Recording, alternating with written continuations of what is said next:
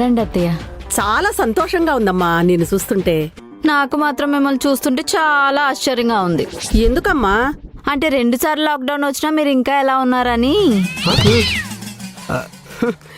ఏదో దేవుడి దేవల్ల బానే ఉన్నామమ్మా. అవును, అసలే మీ అమ్మ వాళ్ళు వీక్గా ఉంటారు. వాళ్ళగాని ఏమైనా? చిచ్చి, వాళ్ళు బాగానే ఉన్నారులేండి. ఇంతకీ ఆ సంచులేంటో? తినడానికమ్మా, నేనే వండి తెచ్చుకున్నా. అవునా, పోన్లేండి, తినడానికైనా ఏదో ఒకటి తీసుకొచ్చారు. మీకు కాదమ్మా, నాకే. ఏదో ఒకటి తినకపోతే ఉండలేను, పెద్దదాని కదా. సరే అమ్మా, ఫ్రెష్ అవుదురా.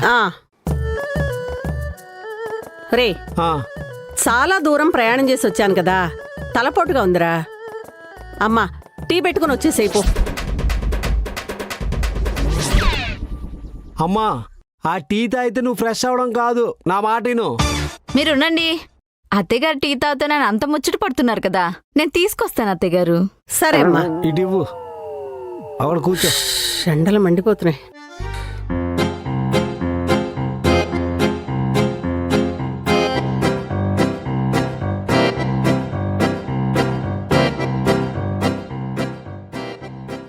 ఇంకొకసారి నన్ను టీ అడుగుతాడా? తీసుకోండి అత్తయ్య. వద్దులేమ్మా, ఇప్పుడు ఈ టీ తాగితే భోజనం చేయలేనేమో. వెళ్ళి ఫ్రెష్ అయ్యి వస్తా. టీ మటుకు వేస్ట్ చేయకమ్మా, నువ్వు తాగేసి. లావణ్య, ఇదిగో చికెను. మా అమ్మ ఫస్ట్ టైం ఇంటికి వచ్చింది. టేబుల్ మీద 5 రకాల కూరలు ఉండాలి, సరేనా?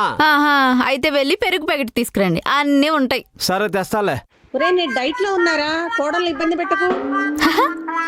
విన్నారుగా, వెళ్ళి మీ పని మీరు చూసుకోండి, నా పని నేను చేసుకుంటాను. సర్లే. ఈరోజు ఇవిడు ముందు చికెన్ ఒక పట్టు పట్టాల్సిందే. నువ్వు కూడా కూర్చో. ఏంటమ్మా ఇన్ని రకాలు వండినట్టున్నావు? అన్నీ మీకోసమే వండాను అత్తయ్య గారు.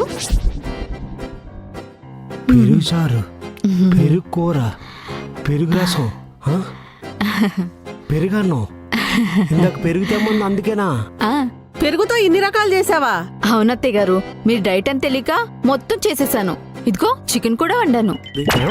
ఇప్పుడు మీరు డైట్ లో ఉన్నారు కదా, చికెన్ మొత్తం మేమే తినాలి. నాకు ఏదోలా ఉంది.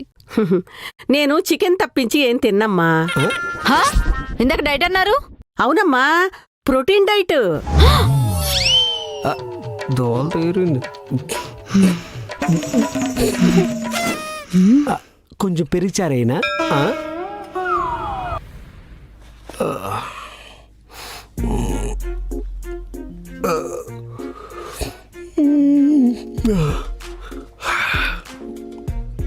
ఏం దాన్నో విన్నాలో ఏంటో, అయినా పొద్దున్న దీని నోట్లో నోరుపెట్టదు ఎందుకు?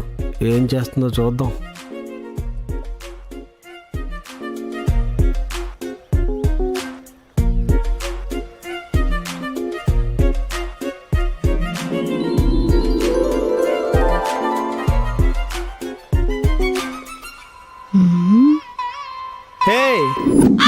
గంట సేపు నుంచి చూస్తున్నా, కూరగాయలు ముందు పెట్టుకుని క్షుద్ర పూజలు చేస్తున్నావేంటి? క్షుద్ర పూజలు కాదండి, డైట్ చేస్తున్నా.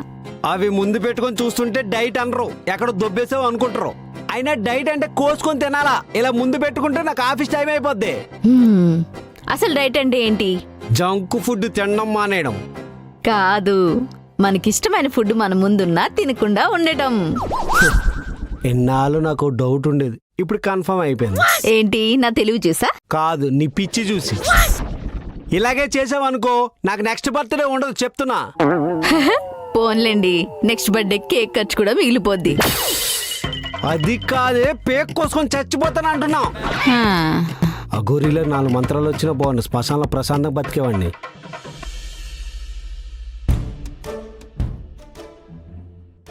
అమ్మా, ఏం చేస్తున్నావు? ఏం లేదు అత్తయ్య. అబ్బా, ఎంత బాగుందమ్మా ఈ చీర. ఎక్కడ కొన్నావు? అది మీ అబ్బాయి మా పెళ్లి రోజుకి గిఫ్ట్గా ఇచ్చాడండి. అవునా, ఎంతమ్మా ఇది? ఎంత? 10,000 అంతే. అంతేనా? ఎక్కడో కనుకోమ్మా, తీసుకుందాం. ఎక్కడో ఎందుకు అత్తయ్య, ఇదే తీసుకోండి. ఆ 10,000 నాకు ఇచ్చేయండి. ఉమ్.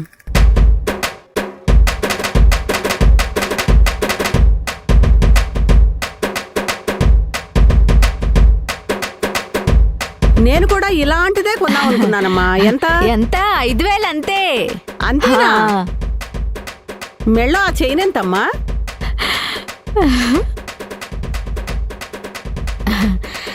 మీరిక్కడే ఇంకో 2 రోజులుంటే చాలా బాగుంటుంది. కష్టమమ్మా, ఇడి చేసిన చీరలున్నాయి, అవన్నీ ఉతుక్కోవాలి. ఇంటి దగ్గర చాలా పనుంది. బట్టలే కదా, మీరు ఇలాగే కూర్చోండి. చూడండి ఎలా తెల్లగొచ్చేలా ఉతుకుతానో. ఉమ్.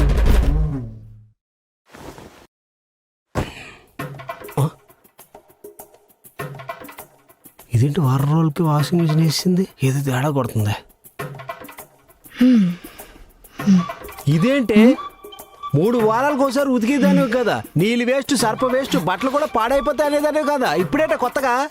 మీ నోరు మూసుకుని మీ పని మీరు చూసుకోండి. అన్నీ కావాలి. ఇదేదో చెత్త పని చేస్తుంది. అర్జెంటుగా అదేదో కనిపెట్టాలి, లేదంటే నాకే డ్యామేజ్ అవుద్ది. అత్తయ్య గారు, ఉమ్. మీరు వెళ్ళిపోతుంటే నాకు చాలా బాధగా ఉంది. అబ్బో, అత్తయ్య గారు, మీరు ఇలా సంవత్సరానికి ఒకసారి కాదు, రోజుకి ఒకసారైనా మా ఇంటికి రావాలి. అప్పుడు పంపించడం దేనికి? ఎక్కడే ఉంచి సరిపోద్ది. వాడు అలాగే అంటాడమ్మా. నేను వస్తాను కదా. రే, అన్ని వస్తువులు పట్టుకున్నావా? అవునే అమ్మా, వచ్చినప్పుడు ఖాళీ సంచులతో వచ్చావు, ఇప్పుడేంటి ఎంత లగేజ్? ఏదో పెంట చేసేలా ఉన్నాడు. అవన్నీ మీకెందుకు? మీ పని మీరు చూసుకోండి. ఓవర్ చేస్తుందంటే వెళ్ళొస్తా అమ్మా, పదరా. ఆ.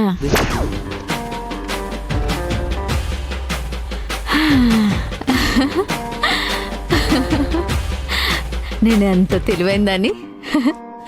2,000 రూపాయల చీర 10,000 అమ్మాను. 1,000 రూపాయలు మిక్సీ 5,000 అమ్మాను. 60,000 గోల్డ్ 1,00,000 రూపాయలకి అమ్మాను. మా అత్త ఇంకో సంవత్సరం పాటు ఉంటే ఎంత సంపాదించేదాన్నో.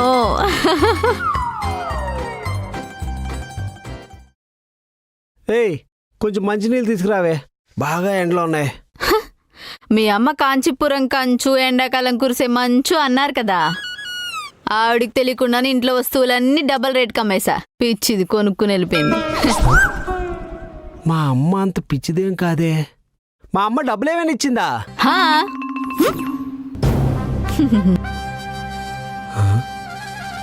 సర్లే, ఈ డబ్బులుని మొన్న శాలరీ బోనస్ డబ్బులు ఇచ్చాను కదా, మొత్తం తీసుకురా, పని ఉంది.